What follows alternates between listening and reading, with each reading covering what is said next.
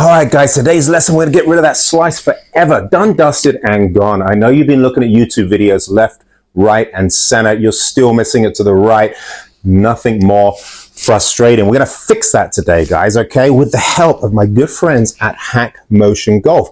Hang in there. These guys are the champions in the industry of measuring wrist articulation and wrist mechanics. Remember, your hands are synonymous with the club face. Before we get started, if you're not subscribed to my channel, go ahead and press that subscribe button. There's a bell button next door.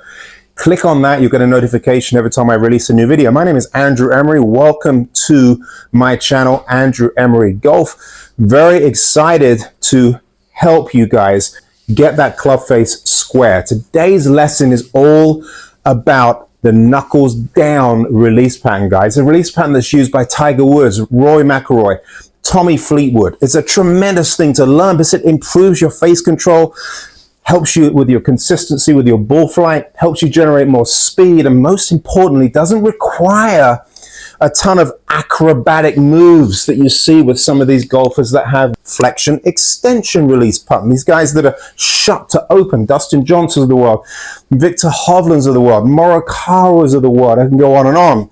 If you're a recreational golfer, you want to try and avoid that stuff. It puts a ton of tension on the hips and the lower back. We ain't gonna go there. So stick with Tiger, McIlroy, and Fleetwood. I think you could do a lot worse, right? Let's get started.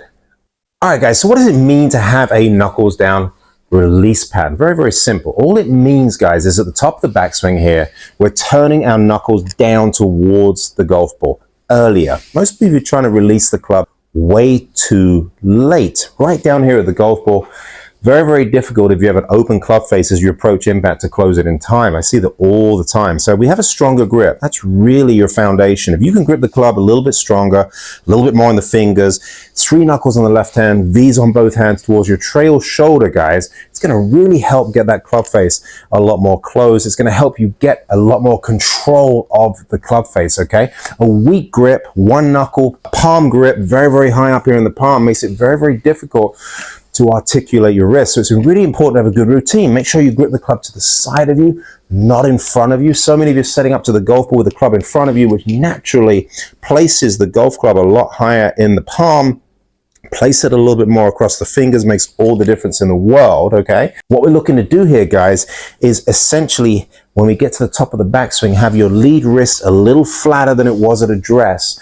And when we get to impact, have your lead wrist a little bit more flat than it was at the top of the backswing. So you're moving your lead wrist into a more flexed position as you progress through the golf swing. What it doesn't mean is that you need to actually be flex. And what that means is you don't need your lead wrist to be bowed like Dustin Johnson, for example. He's about 17 degrees in flexion, which makes it almost, I can't even get my wrists in those positions, incredibly uncomfortable. So with Hack Motion, you're looking for a grip that's a little closer to about 30 degrees of extension in the lead wrist. If my grip is stronger, guys, it means that I've got a little bit more cup in it. Right here at address, you can see I've got kind of a dish back here. Look how easy it is for me from this position to twist the club face closed. You slicers aren't doing that, I can assure you, otherwise you'd be hooking everything. So make sure that grip is a little bit stronger. The key for me and most of my students, when we get to the top of the backswing, you have so much of this internal shoulder rotation, a lot of flying right elbows, which does this to the club face. You can see my right elbow is up, my club face gets open. So a trick that I like to focus on is making sure I feel like I'm holding kind of a tray at the top of my backswing. Keep my right elbow down, and that really makes sure the club face doesn't get too open, all right? So let's go ahead and hit one with a slice and see what happens here, all right?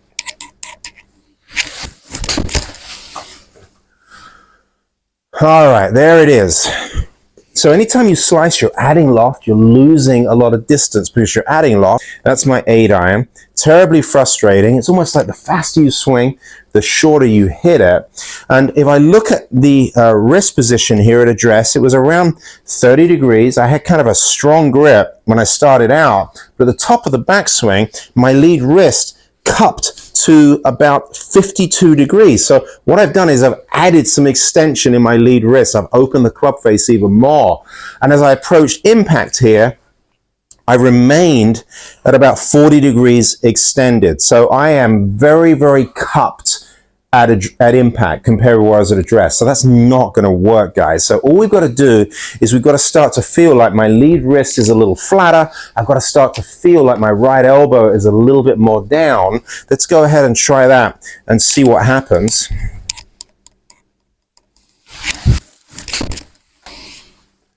All right, there's my second one. And you can see the ball's still going a little bit out to the right, which just means that club face, unfortunately, is still open to the path. Let's go ahead and check that one out for a second. So we see the face to path is 4 degrees open. I didn't get the club face squared up. I didn't get my knuckles down. But when I go ahead and look at hack motion, I'm around 30 degrees extended at address, which means my grip is nice and strong.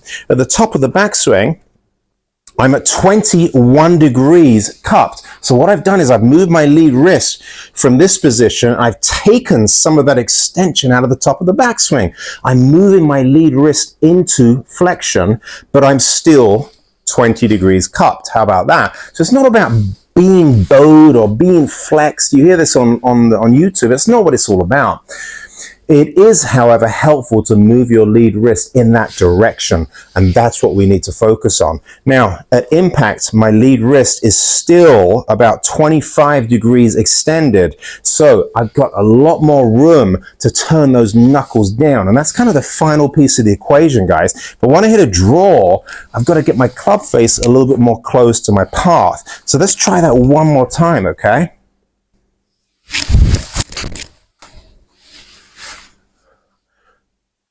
All right, so that was a little bit squarer, okay? Just kind of chipped it out there, but let's have a look at our face to path.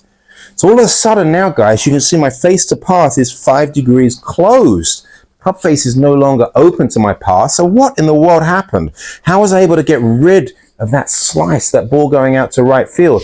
Pretty straightforward stuff. I got my left wrist a little flatter at the top of the backswing, and this is kind of where the rubber hits the road.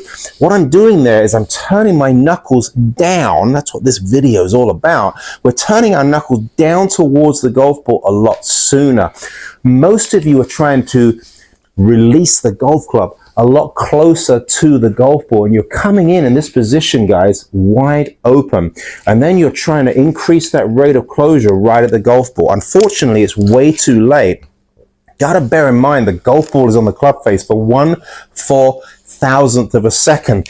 It's happening extremely quickly, so we've got to make sure, guys, we unpack this rotation, okay? We've got to unpack this club face a little bit sooner. For the vast majority of you who are transition spinning, the club face isn't turning down soon enough. So when we get that transition in really good position, what we're going to start to feel, guys, is we're going to start to feel the toe of the club here twisting a little bit. It's almost like they're taking the shaft here and I'm twisting it counterclockwise, okay? As I start my downswing, you can see the toe of the club is going to start to face you, and then I'm continuing to start to feel it twisting back towards the golf ball here. I feel like the back of my left hand is starting to point down, and my trail hand, okay, is going to start to feel like it's a little bit more on top of the golf club. Now, you want to exaggerate this initially. If you overdo it, for you slicers out there, this is going to be kind of refreshing. What you're going to do if you turn it down too much and you keep turning it down is you're going to start hitting some hooks. You'll see the ball curving miles out to the left. If you're fortunate enough to have a launch monitor, that's going to be helpful, but you don't need one. You can see what the ball is doing here, guys. You see my face to path there is 7 degrees closed. So I've got a lot more rotation in the shaft as I approach impact there. I'm definitely getting it closed. Now, the advantage of that is if you focus on your club face first, you've now got permission to start swinging a little bit more out to the right. And it's at this point that you start to focus on your path, okay? So remember, club face first, knuckles down, start to maybe hit some hooks. Get this club face turning down, guys, a lot earlier. And at that point, what we want to do here is perhaps start swinging a little bit more out to the right. You see, I'm 1 degree to the left. I'm going to walk around the circle to the right. I'm going to feel like my knuckles turning down the same exact way, but we're going to shift that path a little bit more out to the right and release the club the same way. Let's go ahead and see what happens when I do that.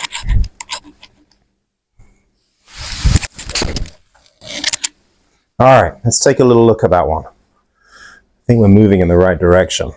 So let's have a look at the path and the face, okay? So path now, is it left? No, it's not. You see, my path now is 7.6 degrees to the right. But look at the club face, guys. My club face is 3.2 degrees closed. My club face, of course, my knuckles are turning down. I'm getting my club face more closed, which is synonymous with a draw. Remember that, face to path closed. And my path, of course, is out to the right. Now, there's no argument on this, guys. It's not my opinion. It's not subjective. It's just science. At the end of the day, it's how we control side spin on the golf ball. But you got to understand, guys, the way the club face moves in the golf swing is completely synonymous with the way the wrists work in the golf swing. So I hope this is starting to make sense. So start off with a stronger grip in the fingers.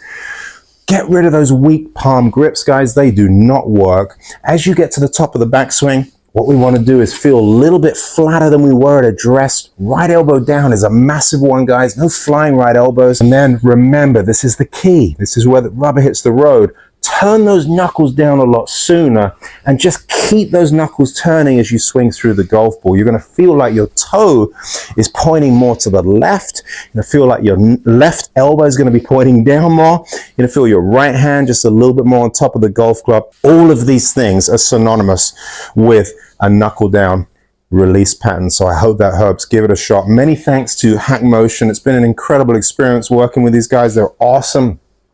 If you're interested in purchasing a Hack Motion, there is a link in my description. Give you a little bit of a discount, okay? If you think this video could help a friend, go ahead and share it. Thanks so much for subscribing. I really appreciate it, and we'll talk to you next time.